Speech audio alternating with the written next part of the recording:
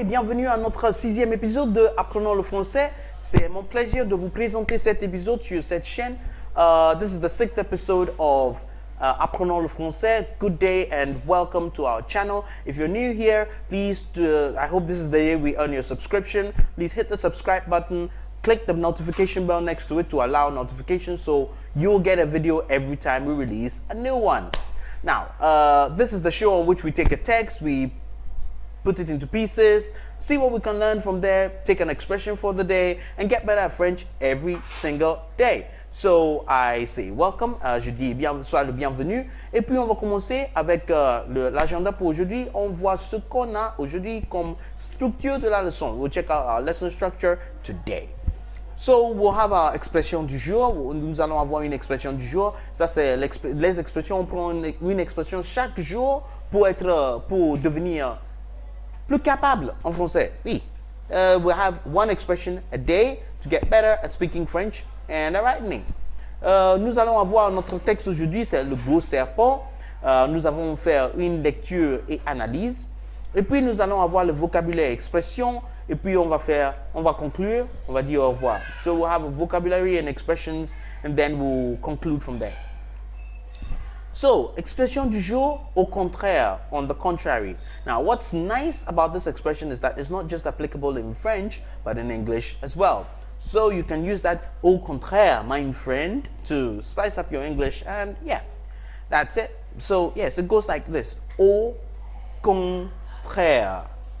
Au contraire means on the contrary. Notre texte pour aujourd'hui, le gros serpent. Texte, le gros serpent. Of course, there's a bit of a typo in the text itself. It's le gros serpent and not les gros serpents. Just know that. Je fais la lecture. Monsieur Amadou était cultivateur et mécanicien. Il se levait très tôt pour arriver à l'heure au garage. Quelquefois, il se levait plus tôt que d'habitude. C'était parce qu'il voulait aller au champ avant d'aller au garage. Un jour, quand il revenait du champ, il a vu un gros serpent qui traversait le chemin. Monsieur Amadou avait peur, mais il a pris une branche pour le tuer. Malheureusement, le serpent s'est sauvé. Monsieur Amadou ne savait pas où il était passé. Quand il prenait la bouche, ses lunettes sont tombées, mais il ne le savait pas.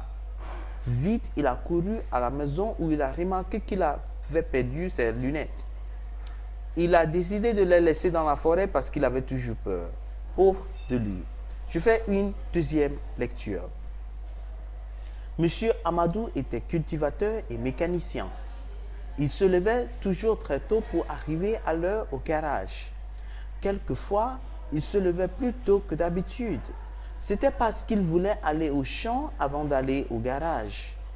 Un jour, quand il revenait du champ, il a vu un gros serpent qui traversait le chemin. Monsieur Amadou avait peur, mais il a pris une branche pour le tuer. Malheureusement, le serpent s'est sauvé. Monsieur Amadou ne savait pas où il était passé. Quand il prenait la bouche, ses lunettes sont tombées, mais il ne savait pas. Vite, il a couru à la maison où il a remarqué qu'il avait perdu ses lunettes.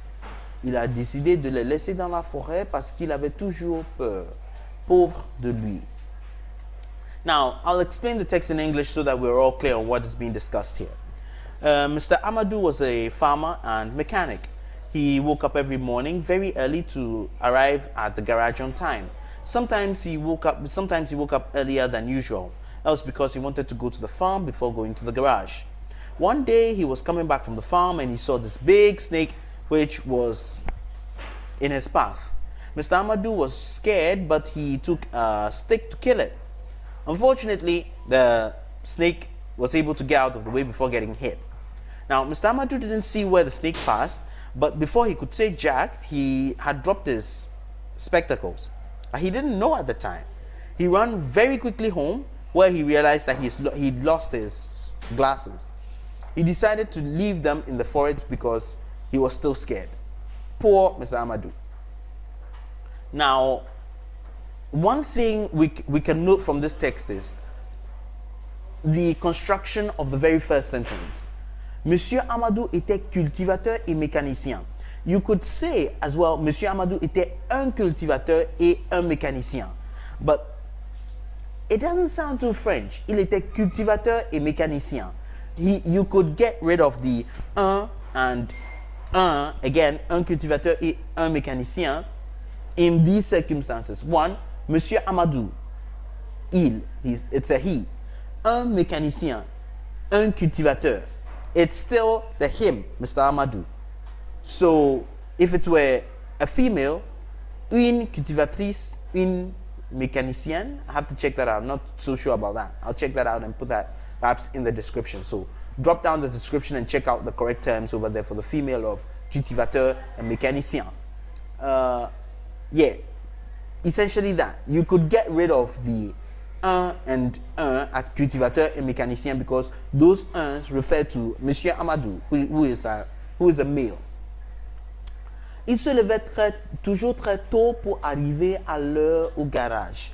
Now the expression très tôt, very early, it's one to note. And the verb there is se lève, to wake oneself up. Now, quelquefois, sometimes.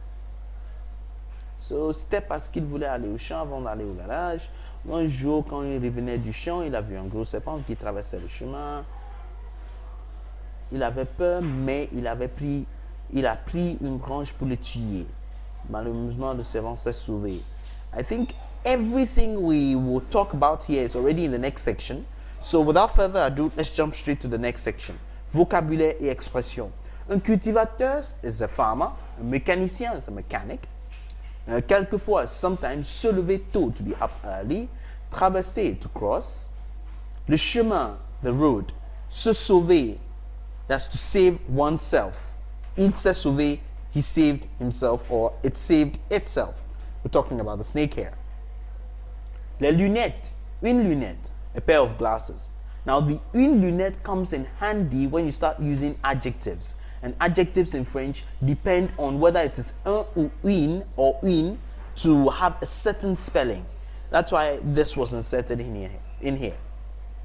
Malheureusement, unfortunately, heureusement, fortunately.